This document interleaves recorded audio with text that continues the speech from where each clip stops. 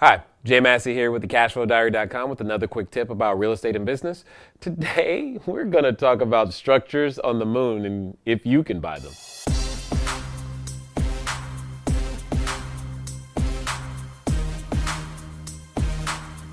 Okay, maybe you probably guessed and figured out already that it's, kind of hard to buy real estate on the moon. But here's the idea.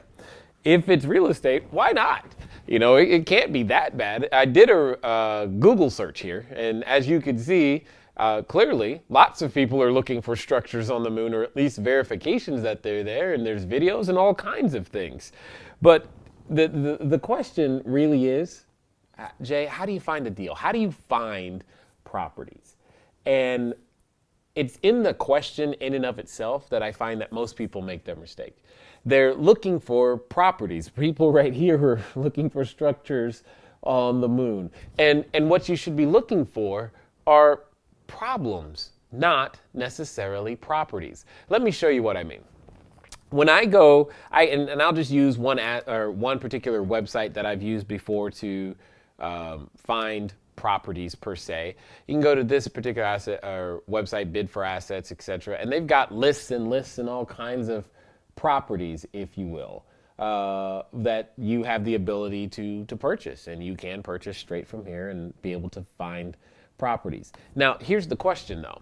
When you see a property like this and it says great for the rehab investor, what does that say to you? To me, it says that there was a problem. Now, there was a problem long before it got to this particular website. The difference is that no one told the seller or met the person who owned or used to own this property before it got into the condition that it's in. Now, here's the thing. Are there indications that you and I can use to find problems? Well, of course. If you ever driven a neighborhood, you can see problems all the time. Problems come in various forms, and one of those major problems is actually vacancy.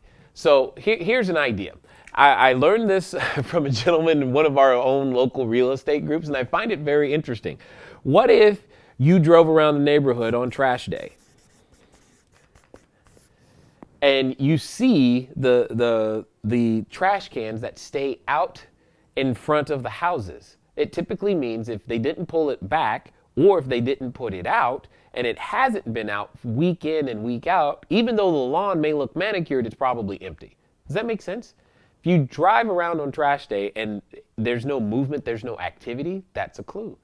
Vacancy is something that you and I can recognize. So you still have the overgrown grass, you still have the damaged maybe windows, you've got the stickers, or here's another way of looking at it. What about piles of mail? That's also another way to identify some vacancy. And sometimes, even especially when you begin to see deferred maintenance, you see roofs sloping and other things, you begin to see, at the end of the day, problems. You and I, we don't really need to find more properties. Properties are everywhere. You can find lists of properties everywhere on the planet. What you and I must do is that we have to go out there, and instead of looking for structures on the moon, we just got to go out there and solve some more problems. And that's, at the end of the day, what real estate entrepreneurs do. If you like more information like this, please go ahead and hit subscribe, and we'll talk to you soon. Until next time.